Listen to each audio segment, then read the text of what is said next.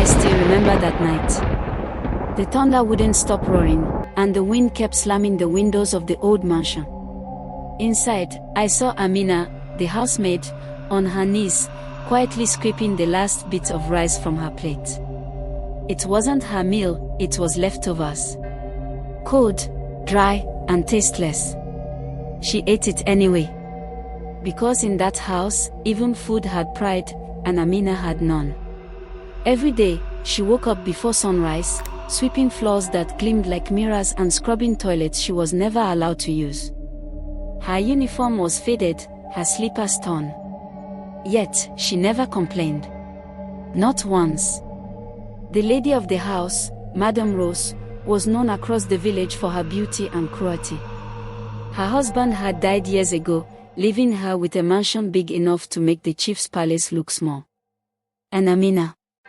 She was just the help, silent, obedient, invisible. But here's the thing about invisible people. They see everything.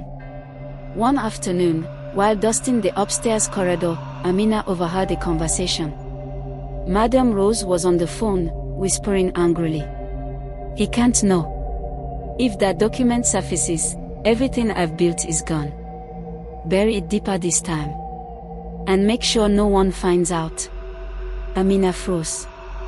She didn't understand much, but those words stuck to her heart like a shadow.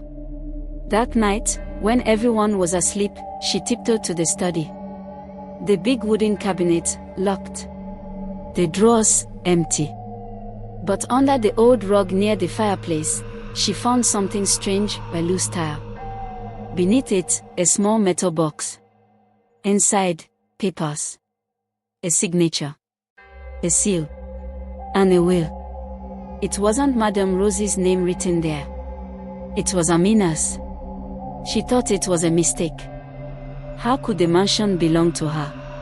She was just a housemaid. But when she took the papers to the old lawyer in town, the truth burned brighter than the afternoon sun. Years ago, before Madame Rose's husband died, he had written a will leaving everything, the mansion, the land, the business, to Amina. She had been his late brother's daughter, and often brought into the house out of pity. But Madame Rose had hidden the truth. She never told Amina who she really was. Instead, she made her clean the very house she owned, and fed her scraps from her own kitchen. When Amina found out, she didn't scream. She didn't fight. She went back to work, quietly. For weeks, she acted normal, sweeping, cooking, washing. Madame Rose had no idea the girl she ordered around had already taken copies of the will to the court. Then came the twist no one expected. Madame Rose suddenly fell ill. People said it was poison. Others said it was guilt that broke her heart. But the night before she died, she called for Amina. "Everything I did because I was afraid," she whispered weakly. "Your uncle loved you more than he ever loved me. I couldn't stand it. I took what was yours." Tears rolled down Amina's face. "I forgive you, madam," she said softly. But the truth always finds its way home. Months later, the gates of the mansion opened again, this time for a different reason. Amina stood there, not in her old maid uniform, but in a flowing white dress. The villagers watched in shock as the lawyer announced her as the rightful owner of the Rosewood mansion. I was there that day. I saw her walk through those grand doors. The same doors she used to mop on her knees.